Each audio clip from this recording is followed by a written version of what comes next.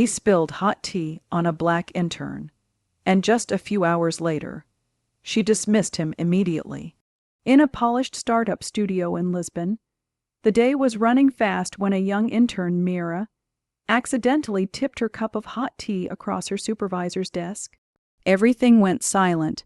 Her manager, Rafael, let out a cold grin, picked up the half-full cup, and emptied the rest of it over her head. "Maybe this will remind you where you stand," he said, while a few coworkers snickered from their seats. They didn't notice the security cameras recording every second. What none of them realized was that Mira wasn't just an intern. She was the founder's daughter, placed there quietly to expose misconduct inside the department. By the next sunrise, everyone involved would be out of a job.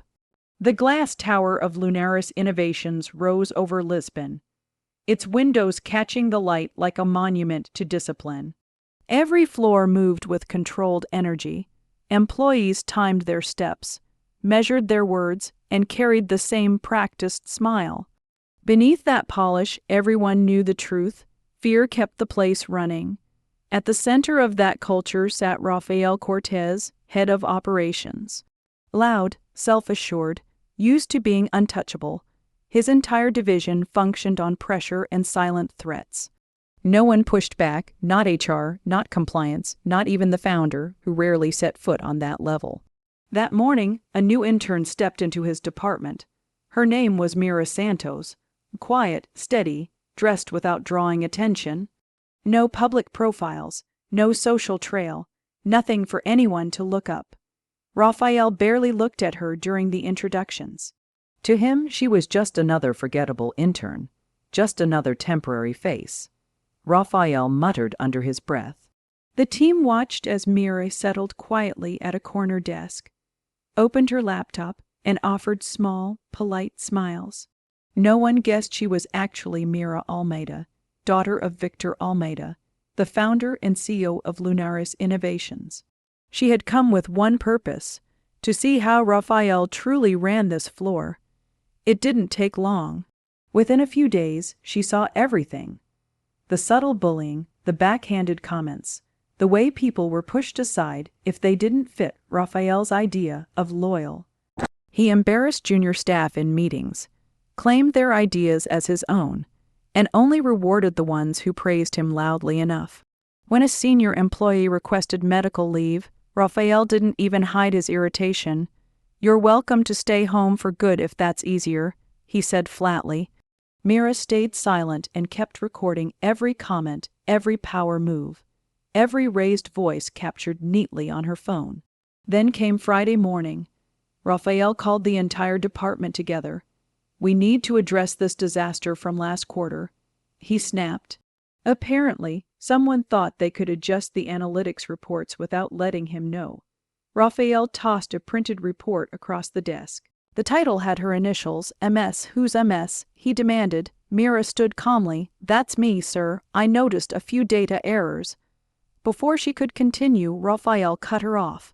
"You're an intern. You don't find mistakes, you make them," he snapped. A few coworkers glanced away nervously. He grabbed the tea mug beside him, still half full. "Next time you want to play smart," he said, stepping toward her, "try not to waste my time." With a single sharp motion, he emptied the hot tea over her head. The room fell completely silent. Some gasped, hands flew to mouths, but no one dared move. Rafael smirked. "Clean that up and then clear your desk," he said coldly. Mira stood there, drenched and humiliated, her face calm but impossible to read. She slipped her hand into her pocket, pressed a button on her phone, and set it on the desk. A familiar voice came through the speaker. "Rafael, is there a reason you just poured tea on my daughter?" The color drained from his face. Who is this?" he stammered. The voice remained steady. "Victor Almeida, CEO. I've been monitoring your department meetings for the past 3 weeks." Silence fell, thick and suffocating. Every eye in the room turned to Mira. She wiped her hands, looked Rafael in the eye, and said softly, "You should treat everyone with respect.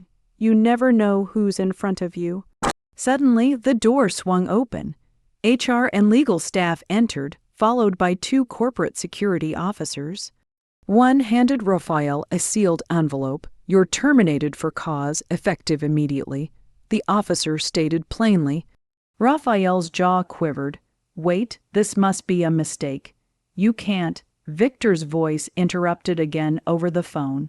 "I can and I will." As Rafael was escorted out, Mira turned to the team. "You don't need to be afraid anymore," she said softly. "We're starting fresh today." The room erupted. Tears, disbelief, and relief mingled. One employee whispered, "I thought you were just an intern." "I was," Mira admitted quietly, "until you all showed me what this department had become." She walked to the whiteboard and wrote 2 words in bold letters: "Integrity rebuilt." Mira scanned the room, her gaze steady. "From this moment on, promotions will be based on talent, not fear. Opinions will be heard, not ignored. If you cannot lead with respect, you will not lead at all." No one dared interrupt. Within hours, Lunaris Innovations released an official statement.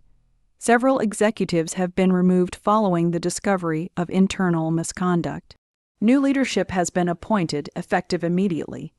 By evening, the video from the meeting, Rafael pouring tea over Mira, the speakerphone reveal, and his immediate termination, went viral. Over 45 million views in 24 hours. The caption read, "Never underestimate the intern." The next morning, journalists swarmed the company. Shareholders praised the transparency. Social media celebrated Mira as the new symbol of corporate accountability. Rafael vanished from the industry. HR staff were replaced, and employees who had suffered in silence for years finally spoke up. Weeks later, Mira stood at a podium beside her father, officially the new president of Lunaris Innovations. The press leaned in, waiting for her words. Mira smiled, calm, confident, unshaken. "I didn't go undercover to punish anyone," she said. "I did it to see what fear does to good people. I watched brilliance get crushed under arrogance. That ends now. Respect isn't optional, it's policy." The room erupted in genuine applause, not polite claps. The next day's headline captured it perfectly. The CEO daughter went undercover and saved the company her father built. Beneath it, a quote that would follow her everywhere: "Power means nothing if it can't protect the people beneath it." If you've ever been underestimated, let this story remind you. Silence isn't weakness, it's strategy. When arrogance laughs, dignity waits. Share this story, let the world see it, and comment where you're watching from and which moment struck you the most. Respect isn't optional. It's the foundation of real power. Subscribe, turn on notifications, and stand with stories that expose cruelty. Confront injustice and celebrate the quiet strength of those who refuse to bow. Because when the calm rise, empires fall.